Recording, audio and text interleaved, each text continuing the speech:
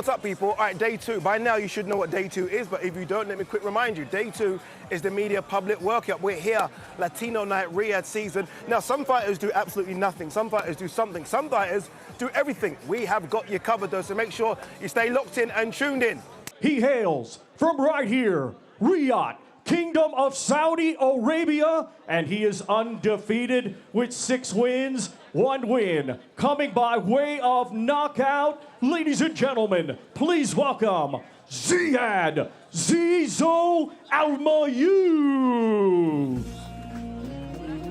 We were talking about Ziad yesterday, Chris. Look, last time out in LA, it wasn't the performance he wanted, but you learn from it, right? He's always very confident, always sort of expects more of himself. But I feel like the pressure's on with Ziad as well now to start performing. Ladies and gentlemen, here is the Tier, the Shark Amidov.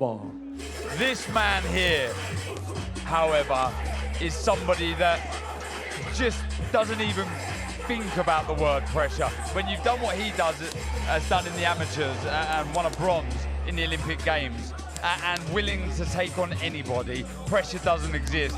He is a former NABF champion. Here is Oscar La Migraña Duarte. As Oscar Duarte makes his way to the ring, another Oscar has joined us in the studio, the great Oscar De La Hoya. You know, there's a certain sense of pressure making sure that the fighters are aware that I'm watching. You know, as a fighter, I can go up to the fighters and tell them, you better fight your ass off. You better go out there and make a statement, because the eyes are watching for free on DAZN worldwide. Tamanoon, knockout, CP Fresh Mart, Neomtrong. You know, Chris, I think there are a lot of question marks here with Tamanoon Neomtrong. Obviously, the record is fantastic, unbeaten, long reigning WBA champion, and you have to give him these plaudits for that. But minus that fight he had a few months ago, he hasn't done anything for 2 years. And I think we'll find out very, very early in this fight what he's got left. Oscar El Pupilo Collazo. A stellar 2024. Chris, he wanted 5 fights. He doesn't get the 5, gets 3, which in today's boxing world is quite a lot considering what other world champions are doing. But the fact he even asked for 5 tells you exactly where this guy wants to go. He wants to be one of the best. Tevin, 2-time Farmer. At the peak of his powers, Jojo Diaz was Tevin Farmer was a terrific defensive fighter. Is he still that same guy?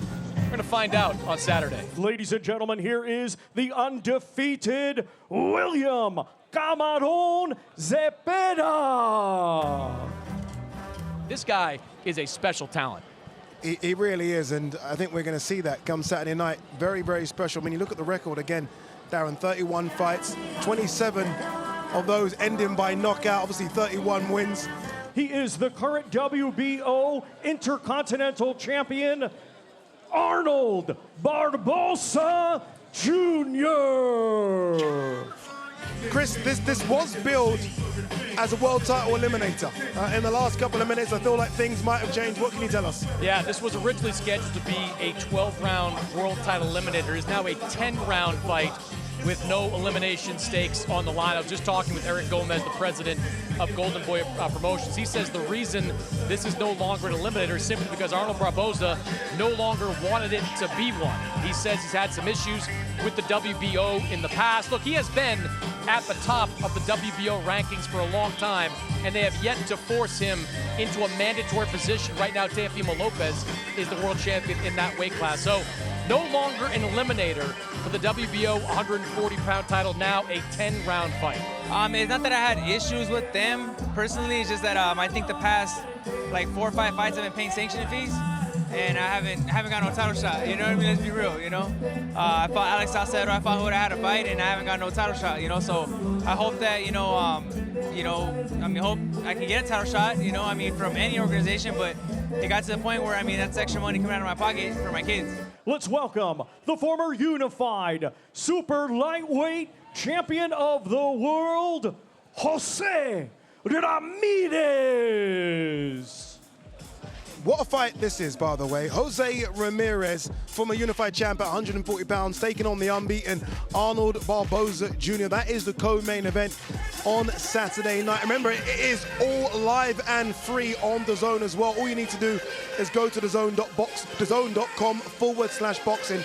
Just use your email address to sign in, and you've got a fantastic night of free boxing. What a good night of free boxing, Chris. Jose, we just talked to Arnold Barboza. This fight was changed over the last few hours from a world title eliminator to a non-world title eliminator. Does that change anything for you? How do you feel about that? Yeah, I heard that his team wanted to make this fight a 10-round fight instead of a 12-round fight.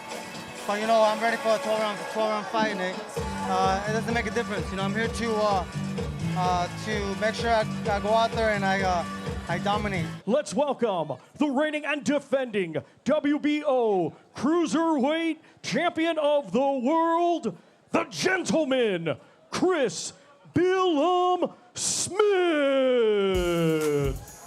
Does the winner fight Jai Pattaya? I guess you can only answer from your side, but does the winner fight Jai? I think from our side, yes. Okay. And we'd love to do it back out here, but equally we'd love to do it in Bournemouth at the Vitality Stadium. And we know from speaking to Jai and Mick Francis, that's something that they would have no problem as well. But obviously it's a big night on Saturday night, and it's very difficult to look too far beyond. But Jai Pattaya, I think, is the one waiting in the wings. I think, is he coming on Saturday? Or? He is, you know. Yeah, we told. Yeah. Here is the reigning and defending WBA Cruiserweight Champion of the World, Gilberto Zurdo Ramirez.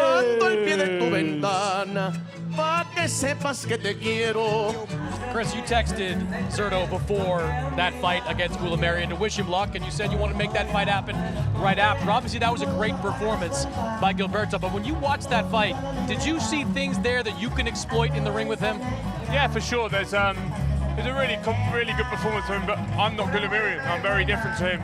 He's a come-forward fighter, sort of hands high, kind of that Eastern European strong style, but he's a lot different to me. I've got a lot more to my game, I believe, than Billam-Smith. So I think, although I'm a come-forward fighter, I'm doing it in a much smarter way, I think, and more speed and more tenacity.